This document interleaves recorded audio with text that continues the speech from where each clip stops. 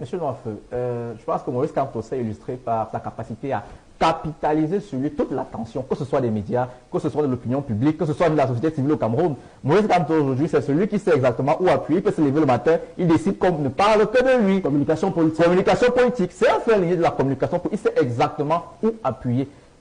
Vous n'allez pas me faire croire que Maurice Kamto peut ignorer que pour avoir une manifestation, une réunion, il faut déposer une autorisation. Pas du tout. Au contraire, Maurice Kamto sait exactement comment ça marche. Il fait partie de ceux qui ont rédigé certains textes de loi au Cameroun. Il sait exactement de quoi il s'agit. Maurice Kamto a décidé, c'est une manœuvre politique claire et nette. Capitaliser l'attention sur Maurice Kamto, ça fait en sorte que sur chaque plateau de télévision, c'est lundi matin. Celui qui ne parle pas de Maurice Kamto, c'est lundi matin, n'a parlé de rien. Tout le monde veut écouter, tout le monde veut savoir, tout le monde veut venir à la bonne source. Savoir, est-ce qu'il va vraiment tenir ses promesses? Est-ce que le mec est en train de vraiment tenir son bras de fer? Puisque ce qu'il a lancé désormais, c'est un bras de fer entre les autorités administratives et lui.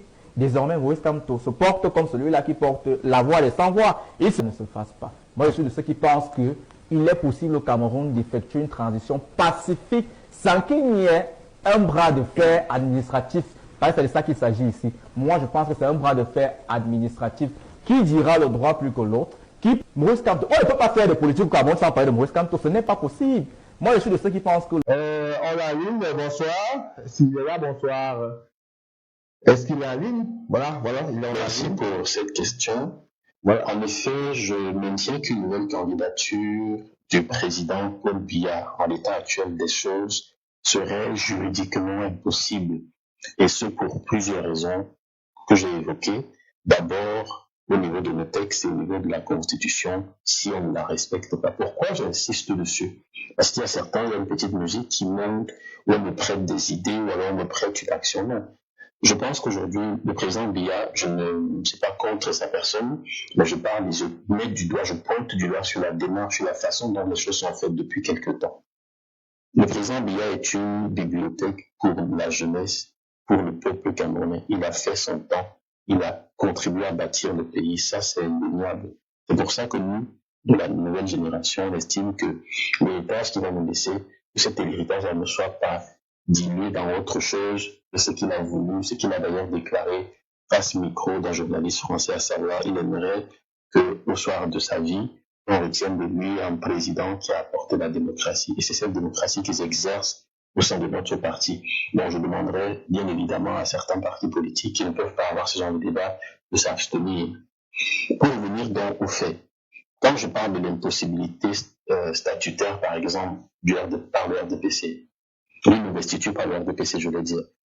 Premièrement, le problème majeur réside dans la validité de l'investiture par le parti. Pourquoi? Le RDPC, selon l'article 27 alinéa 3 de nos statuts, le président national de notre parti est d'office le candidat à l'élection présidentielle. Or, cette disposition présuppose que le président national soit statutairement en fonction. Le souci est que la légitimité du président national découle exclusivement du Congrès, l'instance suprême de notre parti, qui doit se réunir tous les 5 ans, selon l'article 18 alinéa 2 des statuts. Le dernier congrès en date remonte à septembre 2011. Cela signifie que le mandat du président national est échu depuis 9 ans. Toute allégation de prolongation par le bureau politique, comme j'entends en novembre 2016, est non seulement illégale, mais également sans preuve formelle et impossible aussi, car le bureau politique lui-même n'a jamais été constitué conformément au statut du parti. Dans ces conditions, le RDPC ne pourrait juridiquement présenter aucun candidat sans un congrès dûment convoqué et tenu avant la clôture des candidatures, ce qui rend l'investiture du président statutairement impossible. J'ai évoqué également l'incompatibilité fonctionnelle. Je sais qu'il y a des éminents juristes sur votre plateau qui vont forcément donner plus de précision. J'estime que, j'espère tout de même qu'il y aura aussi un peu d'honnêteté dans ce qui sera dit. Nous faisons face à une incompatibilité fonctionnelle flagrante. Pourquoi? Tout simplement parce que notre loi fondamentale, dans l'article 7 alinéa 4 de la Constitution camerounaise, qui stipule que les fonctions de président de la République sont incompatibles avec toute autre fonction publique, élective ou activité professionnelle. Actuellement, le président Paul Biya cumule 2 fonctions électives, celle de chef de l'État et celle du président national du RDPC. On me dira que un parti politique est une association privée qui fonctionne avec l'argent public, avec l'argent du contribuable. Il faudrait une association publique qui a vocation à gérer les choses qui sont dirigées par l'État, qui cherche à avoir le pouvoir. Donc, à un moment donné, moi, je pense que les arguments comme cela, il faudrait que les gens les cadrent quelque part.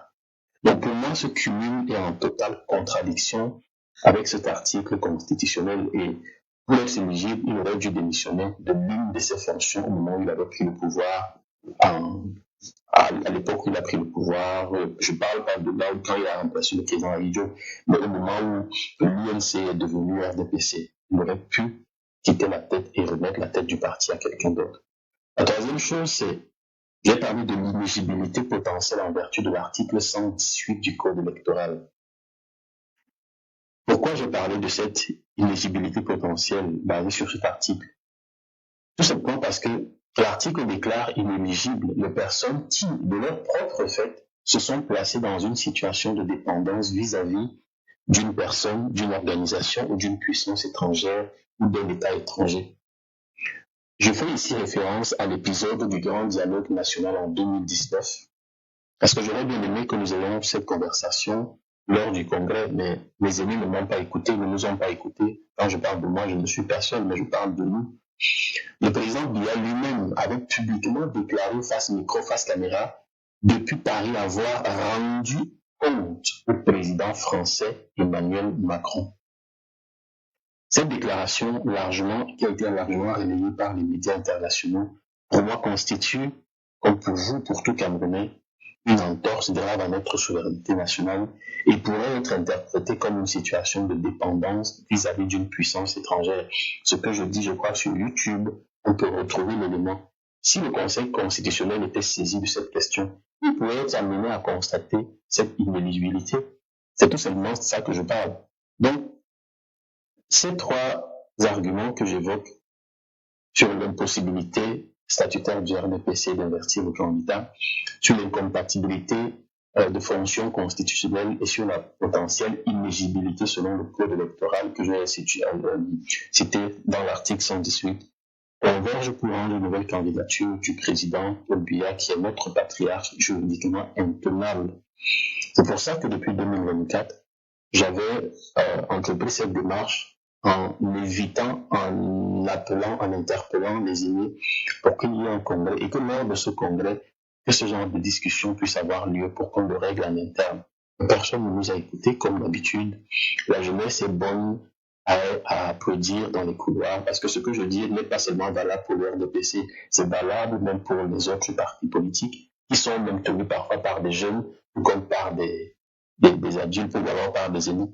Donc ça, c'est la première question. Je pense que je répondrai à d'autres que vous allez me poser. Voilà, merci à vous pour la première question répondue. Vous estimez aussi que le président Paul Biya devrait renoncer à sa posture de président ou à redevenir président et que par cet acte, il ferait preuve de grandeur et il ouvrirait une voie à une nouvelle génération. Sauf que vous semblez représenter une portion congrue ou marginal dans le corpus politique qu'on appelle RDPC aujourd'hui. Du moins, c'est des experts qui le disent que vous êtes notamment seul dans ce que vous faites de votre démarche aujourd'hui. Que pensez-vous de cela,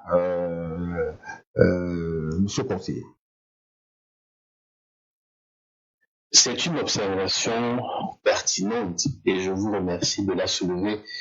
Il est vrai que notre positionnement est celui de ceux qui partagent notre analyse au sein du RDPC peut sembler représenter une portion congrue, comme vous le dites, mais marginale, du moins à première vue. Mais je crois que l'apparence est parfois trompeuse et il y a plusieurs raisons à cela, selon mon point de vue. Premièrement, la culture politique au sein de notre parti et plus largement au Cameroun a longtemps favorisé la loyauté absolue et la non-contestation des décisions de la hiérarchie. Donc, remettre en question un leader établi, surtout dans un parti comme le RDPC, est souvent perçu comme une dissidence. on peut même parler de trahison parce que j'ai entendu cette petite musique monter, heureusement qu'elle s'est tue depuis quelque temps. Cela crée donc un climat où beaucoup préfèrent le silence par prudence ou par conformisme, même s'ils partagent en privé les inquiétudes similaires. Mon parcours peut sembler isolé parce qu'il est ouvert et direct, là où d'autres voix, si elles existent, sont plus discrètes. Deuxièmement, il y a la question des intérêts personnels. De nombreux bon nombre de nos cadres du parti ont des positions de privilèges ou des aspirations qui dépendent directement du statu quo. Vous allez observer sur vos plateaux, dimanche, que beaucoup parmi sont ils sont beaucoup plus dans l'émotion que dans la raison, en fait. Pour eux, un changement de leadership ou une application stricte des textes pourrait remettre en question ces acquis, leurs acquis. Il est donc naturel que ceux qui bénéficient de la situation actuelle aient moins d'intérêt à la voir évoluer et ils sont obligés de soutenir la continuité. Cela peut créer l'illusion d'un soutien majoritaire, mais aucunement, parce que je pense que le meilleur moyen, c'est d'aller au Congrès et de pouvoir démontrer cela dans l'urne, dire que nous votons le président sortant pour 7 ans, alors que cet homme mérite le repos. Ensuite, je crois aussi que vous, en tant que journaliste, peut-être de la presse privée, vous avez tendance à vouloir sous-estimer la communication de notre parti. Le RDPC dispose d'une machine de communication puissante et qui met beaucoup plus en avant un discours unifié et un soutien massif au président. C'est justement pour ça que vous me demandez si je suis solo dans ce que je fais. C'est faux. Vous allez voir d'ici quelques mois avant l'élection comment les choses vont évoluer. Donc, je sais aussi que les voix divergentes comme les nôtres sont rarement mises en lumière, voire volontairement minimisées. Et le monopole de la narration peut donner l'impression que la pensée dominante est la seule qui existe au sein du RDPC. C'est faux. Donc, pour conclure, je dirais tout simplement qu'il y a un certain fatalisme qui s'est installé chez certains de nos camarades.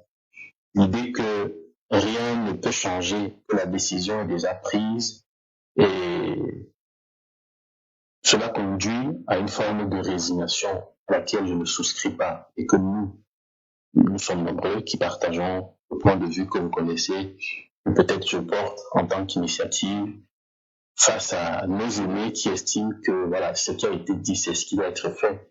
Encore que les problèmes que je pose sont des problèmes de droit, tout simplement, de respect, de statut. Donc pour le reste, je vous demanderai tout simplement d'attendre que la procédure suive son cours et les mois ou les semaines à venir vont nous réserver d'énormes surprises. Monsieur Léon Théa Onana, on est quand même surpris de savoir que vous êtes partisan du RDPC, vous êtes responsable politique, vous êtes conseiller municipal au niveau de la commune de Mona-Télé. Est-ce qu'aujourd'hui le statut a changé? Êtes-vous toujours conseiller municipal à Mona-Télé à l'heure où nous parlons? Puisqu'on a vu comme des lettres qui circulent, qui sur un plan circulent les réseaux sociaux, faisant état du fait que on vous a adressé des demandes d'extraction de ce côté-là.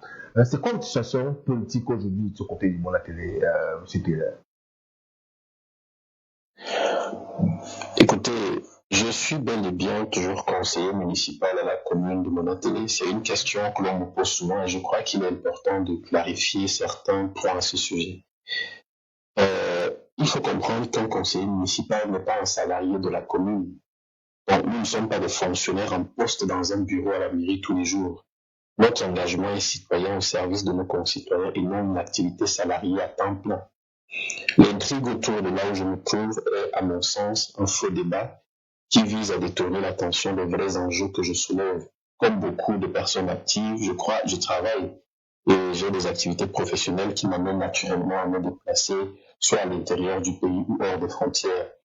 Bon, refuser de m'exprimer ou de travailler pour ma commune sous prétexte que je ne suis pas physiquement à Mona-Télé 24 sur 24 serait absurde.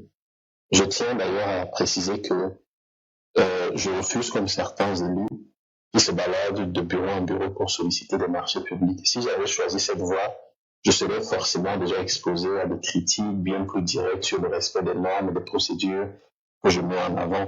Donc, ma position est basée sur l'intégrité et le respect des textes, non sur la recherche d'avantages personnels. Je refuse donc d'être le conseiller des marchés publics ou le conseiller qui fait la figuration, tout simplement. J'ai des obligations à titre personnel et il faut savoir que j'apporte à titre personnel des aides à ceux qui sont dans ma circonscription, pas seulement au-delà de ma circonscription.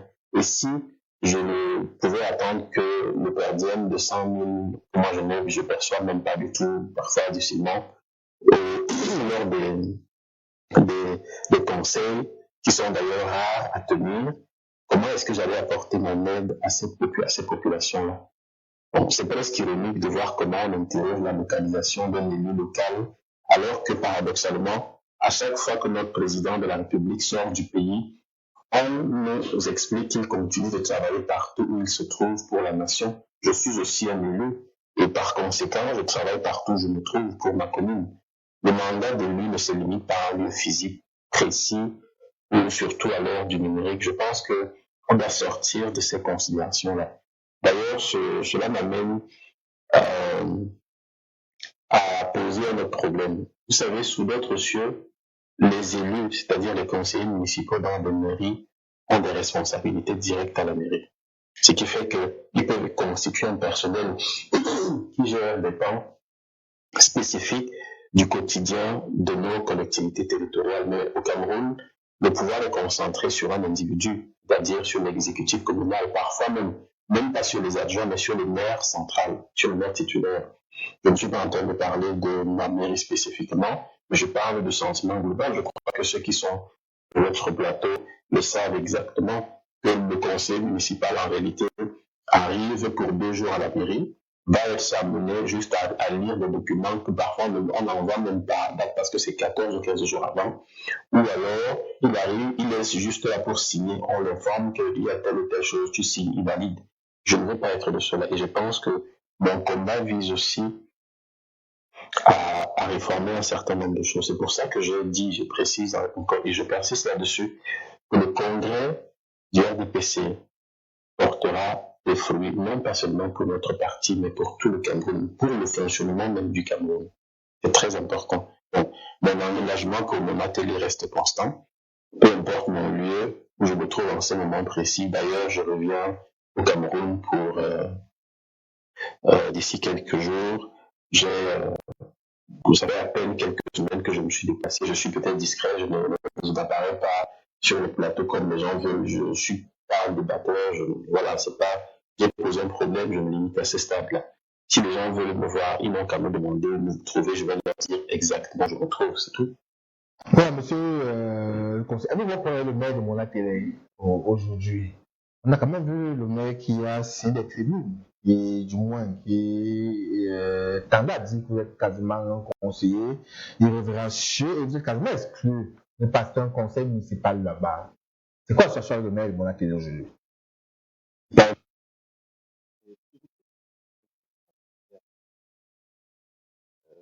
Elle fait partie de la tentative de décrédibilisation de ma démarche. Alors, je vais être clair. Je n'ai pas fui le Cameroun. Je n'ai aucune raison de le faire. Qu'ai-je fait pour que l'on puisse même imaginer une telle chose? Ai-je volé? Est-ce que j'ai offensé ou tué quelqu'un? Quel crime abominable aurais-je commis pour que le simple fait d'avoir initié une procédure d'urgence pour la tenue d'un congrès m'oblige à fuir mon pays? Il faut être sérieux par moment. Cette idée que j'aurais fui est absurde, totalement absurde. Alors, je comprends que la cruauté des actes qui meublent le quotidien des Camerounais puisse parfois laisser croire à certaines personnes que le Cameroun est leur propriété et qu'elles peuvent dicter qui y reste ou non. Mais moi, le Cameroun est mon pays, je vais y rester. Et rassurez-vous, je vais mener ce combat étant là au Cameroun et à l'intérieur. Mais je ne suis pas de ceux qui cèdent à cette intimidation. Je ne fuirai pas le Cameroun. Il faudrait oublier ça très vite. Aussi, je vais préciser pour le bien des populations, des téléspectateurs qui nous écoutent ou des auditeurs qui vont nous écouter également. En réalité, ma vie s'est toujours déroulée entre le Cameroun et l'Europe, et ce depuis au moins 12 ans. J'ai des activités professionnelles ici, tout comme au Cameroun, qui nécessitent ma présence régulière. De plus, voyager me permet aussi de rencontrer les Camerounais de la diaspora qui, comme moi, pensent que notre pays doit impérativement changer. Et mon mode de vie n'a donc absolument rien de nouveau ou d'inhabituel. Je ne suis pas en fuite, je vis ma vie et même mon combat avec la même détermination. Donc, sincèrement, cette question sur ma prétendue fuite sous-entend, pour moi aussi, je vais peut-être le noter, d'ailleurs une autre chose, c'est-à-dire qu'au Cameroun, dire la vérité ou contester certaines dérives peut vous mettre en danger. Je comprends hélas que c'est une réalité pour beaucoup. Cependant, je suis aussi convaincu que le vrai changement venait de l'intérieur, c'est-à-dire du RDPC, notre parti. Pourquoi? Parce que si moi qui suis de la maison, qui me bat pour le respect de nos statuts de la Constitution, je fais l'objet de menaces ou de tentatives d'intimidation et que parallèlement, certains opposants se baladent librement et clament vouloir le changement, il y a matière à s'interroger. Soit ils sont de connivence avec le petit groupe qui confisque le pouvoir et qui diffuse ce genre de fausses informations sur ma fuite, soit ils sont des acteurs complaisants tout simplement. Donc je ne suis ni l'un ni l'autre. Je suis un militant du RDPC qui veut le bien de son parti et de son pays, et c'est pour cela que je parle. Donc je le répète, je ne suis pas en fuite, j'ai toujours vécu de cette manière et je continuerai à mener ce combat pour la légalité et l'alternance. Que je sois à mon télé, à Yaoundé ou en Europe, mon engagement est total et transparent. Je suis en mouvement tout simplement pour des activités, comme je l'ai précisé il y a cela quelques instants. Je reste dans cette logique-là. J'ai des enfants, je dois les visiter. J'ai des activités, je dois pouvoir les mener à bien. Donc, je vous dis, prenez l'exemple du président. Lorsqu'il sort, il travaille pour le Cameroun. Nous aussi, quand on sort, pourquoi est-ce qu'on va automatiquement? Ça, c'est une façon de démobiliser les populations, sauf que c'est faux. Ça ne tiendra pas la route. De toute façon, nous avons une rencontre qui sera publique et vous allez pouvoir voir qui sont ces Camerounais-là, en fait. Merci.